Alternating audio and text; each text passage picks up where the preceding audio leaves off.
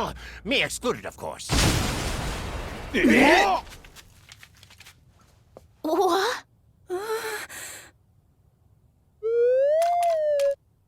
I love Breath of the Wild, and I really loved Hyrule Warriors on the Wii U. Actually, I picked up a copy of Hyrule Warriors on the Switch again just because of how much I did enjoy the game, which I do plan on playing again at some point. Now, when it comes to the Warriors games, my knowledge is pretty slim. However, my Legend of Zelda knowledge is quite the opposite. I've been a fan since I've been a kid. At the time of this recording, I'm about 4 to 5 hours into the storyline itself, and I'm having a pretty good time. Following the events of Breath of the Wild, Ganon and his forces are attacking Hyrule Castle, and all things are looking pretty bleak when Zelda all of a sudden sends this small little guardian back in time prior to the attack. So Link, Zelda, and Paya set off to gather forces for this upcoming attack from Ganon. In the gameplay section, if you've played Hyrule Warriors or any Warriors game in general, you get the idea here. To boil it down, you take huge mobs of enemies on a map, going after capture points or specific targets, and keep taking out enemies until the mission is done. These mobs range from all areas inside of Breath of the Wild. Moblins, Gerudos, Lizvosts, you name it, they're probably there. Now, combat itself is pretty straightforward. It's basically a run and slash about. Though Hyrule Warriors does take a quite diverse system of combos depending on your mix of heavy and light attacks. On top of that, each character has their own weapon classes and movesets for them. Using these special attacks in the right way can truly help you clear the battlefield faster. And each character has access to the Sheikah Slate abilities, which is the freezing pillars, magnesis bombs, and stasis, which you'll use those for attacking bosses in a specific order as well. Side missions are fairly quick and to the point, most of them only lasting 2 to 3 minutes, depending on the mission qualifications. It allows you to go in, do your thing, and leave. You get a bunch of items and some coins that you can cash in for other things. Those items are then used to unlock different areas of the map for team buffs, additional attacks, hearts, or recipes to eat. All these characters are a huge blast to play with, and it's so much fun to be able to switch to different ones while on the same battlefield map.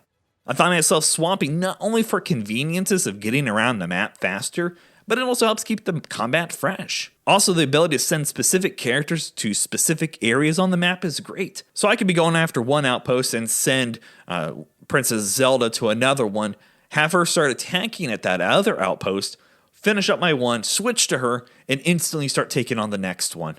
It just makes combat so much faster. Graphically speaking, it does keep that similar cell shading atmosphere that Breath of the Wild did.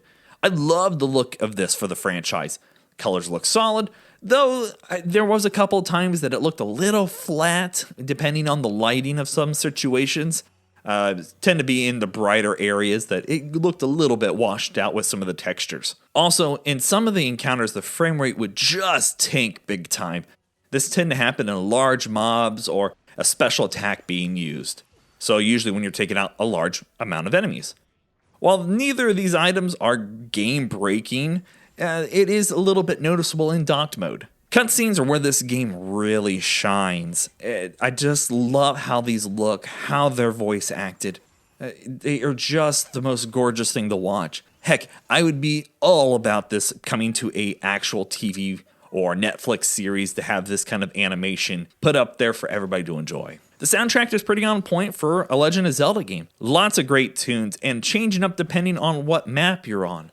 Attack sounds sound okay, nothing pressing or exciting here. Now this! I see!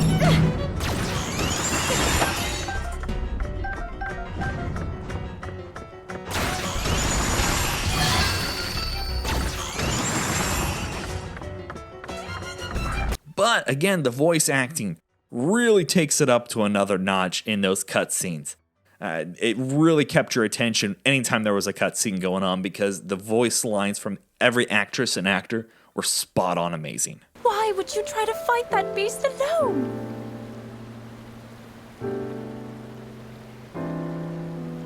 I was so worried about you.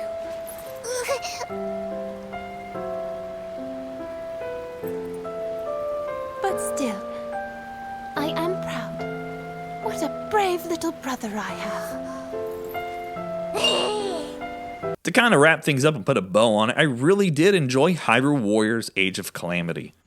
From the graphics and animated cutscenes to the mindless murdering of thousands of enemies. Combat doesn't go too far from the path from the original Warriors, it just builds on top of it. The gameplay is pretty straightforward and can be repetitive, but there are times that happens in these kind of Warrior franchises. You don't go into these expecting a lot of depth or changes. But as a Legend of Zelda fan, I love seeing a game like this added to the whole lore and franchise as a whole. It's a hard game to pass up unless you're truly not into this kind of gameplay. Even if you're not, I would still give it a chance because there is some fun here, even if it is just in small bursts. So that wraps up my first impressions for Hyrule Warriors Age of Calamity. If you'd like to see some gameplay footage, click the link to your left. That'll take you to a running playlist of some content I made up. And if you like what you see and you want to see some more, click the link to your right. That'll take you to the channel itself, where I have tons of videos going on over there. And until next time, you guys, stay frosty.